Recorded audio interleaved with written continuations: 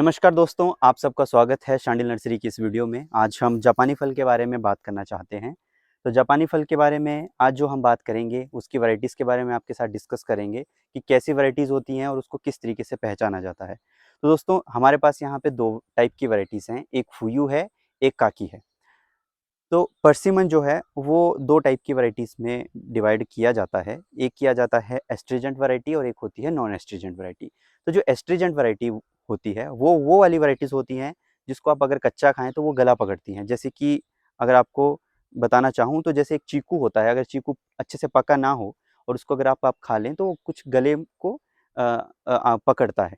तो उसी तरीके की इरिटेशन जो होती है उसमें वो जो करती है वो काकी वैराइटी होती है। और एस्ट्रीजेंट वैराइटी जो हैं वो वाली वैराइटीज़ होती हैं जिनको अगर आप कच्चा भी खा लें तब भी वो मीठा टेस्ट देंगी और आपका जो गला है वो ख़राब नहीं होगा। तो मैं आपको बताना चाहता हूँ कि सबसे पहले हिमाचल में हमारे पास एक काकी वैराइटी हुआ करती थी, जिसके कारण जब भी कोई लोग उसे खाते थे, अगर उसका टेस्ट अच्छा ना, वो फुली राइपिन ना हो और वो अच्छे से पका ना हो, तो उसको अगर खा लिया जाता था तो आपका गला जो था वो पकड़ता था और उससे वो फेमस ही नहीं हो पाया फ्रूट। लेकिन अब फुयू वैराइटी आने से परसिमन की डिमांड बहुत मार्केट में बढ़ रही है, क्योंकि उसका टेस्ट बहुत अच्छा है।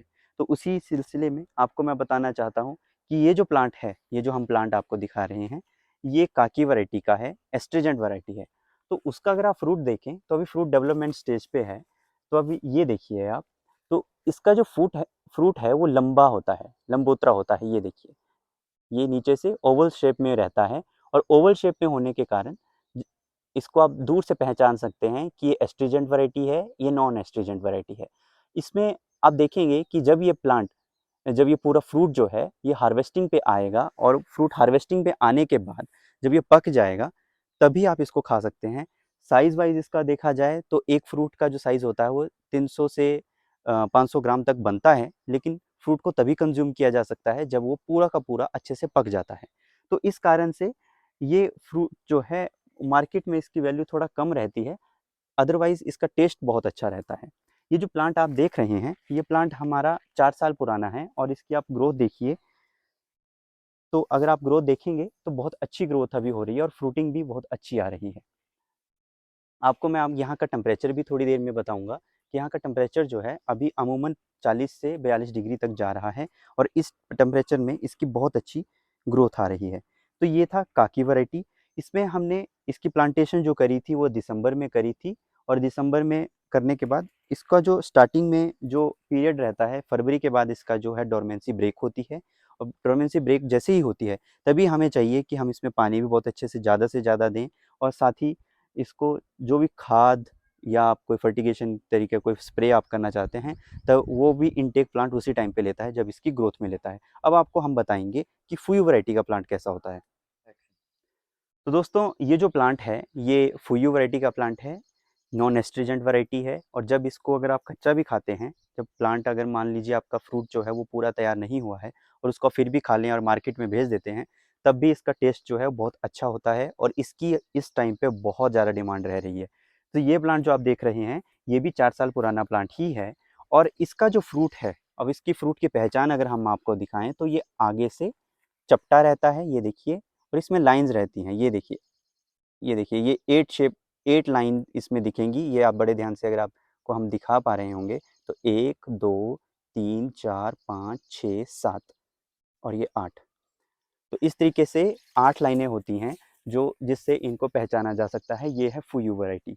और जो फुयू वैरायटी जो रहता है उसका फ्रूट का जो टेस्ट है वो अगर कच्चा रहेगा तब भी वैसा ही रहेगा और जब बहुत अच्छा पक जाता है तब इसका टेस्ट जो है, इसकी स्वीटनेस जो है और बढ़ जाती है। दोस्तों, अब हम बात करेंगे फ्रूट सेटिंग की। तो फ्रूट सेटिंग की अगर हम बात देखें तो ये मैं आपको यहाँ पे दिखाना चाहता हूँ कि यहाँ पे ये देखिए, ये फ्रूट बहुत अच्छा यहाँ पे हमारे पास सेट हुआ है, लेकिन बीच बीच में आप देखेंगे कि फ्रूट जो है वो गिरा भी हुआ है, ये देखिए। तो प्लांट क्या करता है, ये अपनी कैपेसिटी के हिसाब से ही फ्रूट उठाता है। ये देखिए, ये फ्रूट फॉल भी हुआ है। तो इसका रीज़न क्या रहता है, क्योंकि प्लांट का साइज़ जो है अभी इतना ज़्यादा नहीं है कि वो इतने सारे फ्रूट्स को एक साथ होल्ड कर सके। तो परसिमन में एक बात ये होती है कि स्टार्टिंग में जो है जितना प्लांट कैरी कर सकता है, प्लांट उतना ही जो है फ्रूट को मेंटेन करता है और बाकी का जो रहता है उसको वो गिरा देता है। दोस्तों, इरिगेशन की अगर हम बात करें तो इरिगेशन के लिए हमने यहाँ पे आप देखिए हम पानी जो है फरवरी से ही बहुत ज़्यादा बढ़ा देते हैं और जब तक कि फ्रूट हमारा हार्वेस्ट ना हो जाए तब तक हम उसको कंटिन्यू रखते हैं। और उसके बाद हमने क्या किया रहता है, हम मल्चिंग नीचे कर देते हैं ताकि हमारे प्लांट के नीचे जो है मॉइस्चर बना रहे। दूसरा, अगर आपको मैं यहाँ पे दिखाऊँ तो ये देखिए टेम्परेचर इस टाइम पे 34 डिग्री है जब हम ये वीडियो बना रहे हैं, और दिन में जो है ये 40 डिग्री तक जा रहा है, जो 42 डिग्री तक भी आप देखेंगे कि हमारे पास यहाँ पे मैक्सिमम टेम्परेचर रह रहा है। तो उस टेम्परेचर में हमारे पास बहुत सारे फ्रूट्स जो हैं वो सेट हो पा रहे हैं बहुत सक्सेसफुली। तो ये चीज़ जो है हम कर सकते हैं अपने लोअर एरियाज, लोअर एलिवेशन में भी, लेकिन हमें ध्यान देना पड़ेगा एक फर्टिगेशन का और दूसरा इरिगेशन का और साथ में प्लांटेशन के टाइमिंग का। तो ये हमारी एक वीडियो थी। आशा है कि आपको कुछ चीज़ें जो हैं जो हमने बताना चाहिए वो आपको समझ में आई होंगी। हमारी वीडियो को शेयर कीजिएगा, दूसरे फार्मर तक पहुंचाइएगा और कमेंट जरूर कीजिएगा कि आपको हमारा ये प्रयास कैसा लगा। Thank you very much.